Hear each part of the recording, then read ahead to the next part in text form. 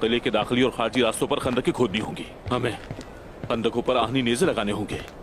ये सारा काम आज रात तक खत्म हो जाना चाहिए। क्या हालात खतरनाक हैं हुजूर? निकोला इस मसले का फायदा उठाते हुए किसी भी वक्त हम पर हमला कर सकता है।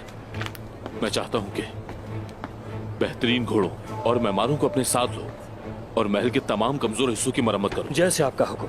हमें अपने गोदामों के ताले भी तब्दील करने होंगे। सिर्फ ताले ही नहीं, हमें दरवाजे भी बदलने होंगे। ठीक है, मैं आज जमाशुदा महसूलात सऊद लेकर जा रहा हूँ। मेरे वापस आने तक ये काम मुकम्मल हो जाना चाहिए। ठीक है हुजूर। ठीक है।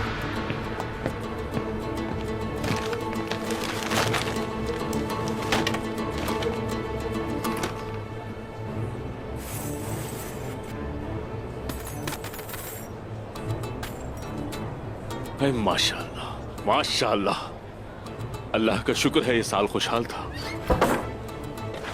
चलो सिपाहियों चलो।